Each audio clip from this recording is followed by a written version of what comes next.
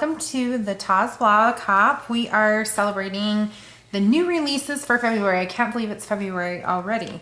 So I am going to be using two of the new sets. I'm using the Moosing You and Branching Out, and please forgive my fingers that are blue. I was making Liberty some cute hair bows and the dye got on my hand.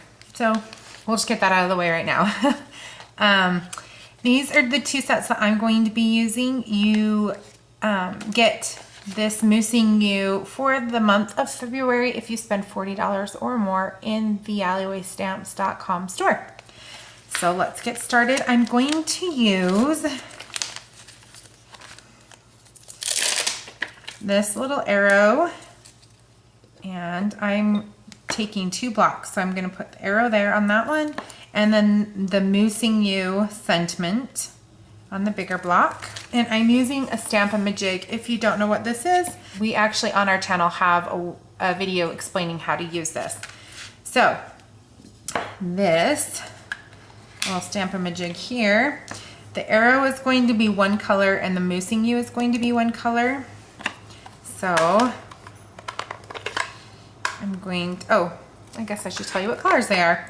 This is Coastal Cabana and Pistachio Pudding. They're both from Stampin' Up. And I know that I want to do my arrow in the Coastal Cabana, so what I'm going to do is I'm going to stamp it up one time, and actually I'm going to turn this so it's not on my washi tape. Okay, and then stamp that just so that you can stamp it in black, you can stamp it in whatever you want. Now, how I'm going to do this is without moving this, I'm going to take the Moosing You and stamp that right there. And it's okay if they stamp on top of each other. You probably cannot see that, but I can see it. And this is going to be my guide for every single time I stamp on the back of my card. So it's right there. It's because the card is wobbling. There we go. I just have to hold it with my finger.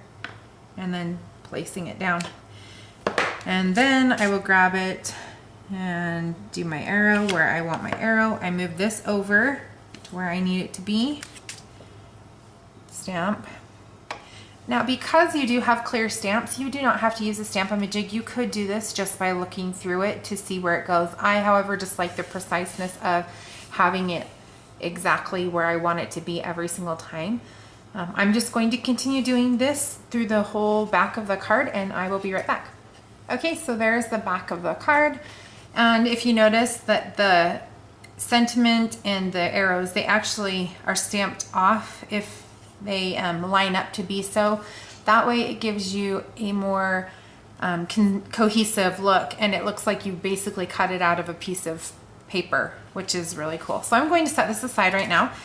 And I have a speech bubble, and this is actually from the Oh Yeah die set from Avriel. And I kind of have it in my head how I want to do it, but I'm not exactly sure if it's going to kind of line up how I have it in my head, if that makes any sense at all. Sometimes that happens. So I'm going to put the moose there. And then I think I'm going to do this tree, but I'm not sure. Let's see. Ink it up with some Memento Tuxedo black ink. Now I have not inked him up yet, and so I'm going to actually stamp him first on scratch paper, and it kind of primes your stamp for the very first time, because sometimes when they come from the factory, they might have like a little bit of residue left over on it. So and then position him where I want him. Stamp that down. So there's my little moose dude. Isn't he cute? He reminds me of the guys on Brother Bear, the Disney movie. I think it was done by Disney, where when they're walking and they're on the back of the mammoth and they're like, I spy something green, and he's like, tree. And he's like, I spy, and he's like, tree. He's like, tree. Wait, I didn't spy anything. I love that part. That's like our favorite part in our family. So we do that all the time when we're driving. We're always like, I spy, and it's hilarious. To me at least, it's funny. There, I think. So I'm going to actually turn my block diagonally, which will give me a longer length of a block. Ink this up.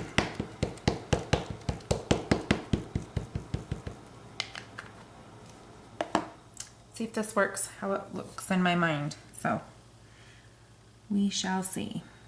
Okay, so I need to mask off just this little portion right here of the tree. That is so that I can stamp another, just a trunk, and it doesn't go on top of it. So I just have some Elmer's rubber cement, and I'm just going to take a little paintbrush here and place it down where I do not want the ink to go, and literally that just masks it, which is awesome. I actually learned this trick from Jennifer McGuire. It's not my original idea. So I'm going to wait for that for a second to dry. While I'm waiting, I'm going to grab out, I use the SVG files, and I cut them out when I, have a bunch to cut out. I'll just grab a bunch of my stamp sets that I know I'll be using really soon, and I cut them all out at once, and then if I'm watching a movie or whatever, I will just stamp the images on here. And I always use, almost all the time, Memento ink. It's a little tacky, but it's dry. So next, all I'm going to do is ink this branch up again. Or I should say the tree up again. And then I am going to stamp it where I would like for it to go. And I actually believe I'm going to go just a smidgen, let's say probably lower, yeah. So you can see it like that. Now I have the rubber cement that's right there, and all you do is rub it off. So you can see that it masked that area perfect for me. So the next thing I'm going to do is color up these images really quickly using my Copic markers, and I will be right back. I'm going to quickly go, and I'm masking this all. I'm going to use the same technique that I just did using the rubber cement, and I'm just going to quickly go over the whole image. So this moose and the two tree images, and I'm going to mask those off so that I can do the background coloring. I'm going to do some distress inks for the background here, and I'm just taking the scratched piece of paper and placing it down where I want the ground area to be. Lining that up and pressing it down. The cool thing is with the rubber cement, it sticks, so you don't really have to hold it down super tight, which is, I think, is pretty cool. So okay, for the ground, I am going to use, I'm not sure, I kind of go as I go, I kind of add. So scattered straw, crushed olive, and gathered twigs. I'm going to start off with the scattered straw. Yep. Okay, and then next I'm going to add some of the crushed olive.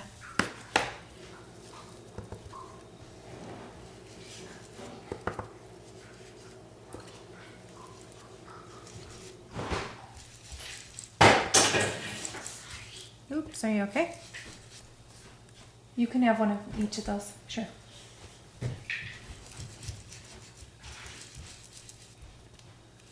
And then the gathered twigs. Now I'm just going to use a little bit of this at the bottom, kind of flick it up a little bit. Not too much, I don't want too much of that brown, but a little bit. Okay, and then I'm going to carefully pull that up and then flip it around, line it back up with where I want this to be. Now, if you do your masking with the rubber cement, it is super cheap. Like rubber, I think it's like $2. However, if you're doing it for this technique with using distress inks, well, as you can see, it is a little bit more tricky, and I'll tell you the reason I think why is because I don't think it glides over the paper quite the same. I think that it kind of sticks just a little bit where the rubber cement is, because the rubber cement is sticky, and that's okay. It's just a little more work to get the desired look that you want. And then, so that's the tumbled glass, and then peacock feathers. Just a little bit of this.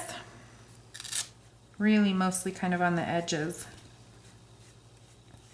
Bring that in. I want that ink to dry. So I think it's best if you let your ink dry. I'm going to take a dry cloth and kind of go like this on top of it. So if there's any ink on the rubber cement, that it pulls it onto the towel. Okay, now I have this eraser. This is like super old. I think it was from Stampin' Up, like in the 90s. I don't know. But what it does is it's like a kind of Goo Gone eraser, and it is my favorite. So I'm just taking that to the rubber cement everywhere, grabbing it, twisting, pulling. The coolest thing is when you do it, it puts it all into this like little ball, and you just pull it off, which is awesome. Okay, now I'm going to show you my little bit of mistake so that you can learn from my mistakes. First of all, you can see the white spot there, and a little smidgen right there where I didn't, the rubber cement went down instead of staying on the deer or the moose.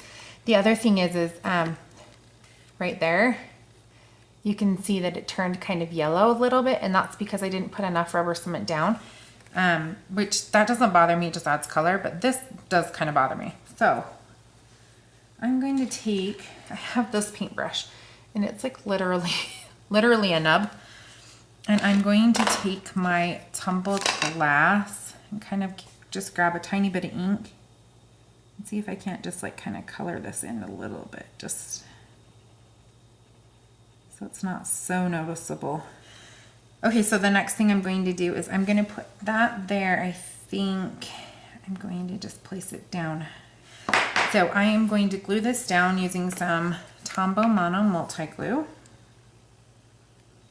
And I grabbed the arrow. I also wanted to show you, there is a heart right here, and this heart would be super cute right there. And then like put an arrow in it, or like initials or something, I think would be adorable. So, okay, I'm going to use some VersaFine ink as I throw everything everywhere.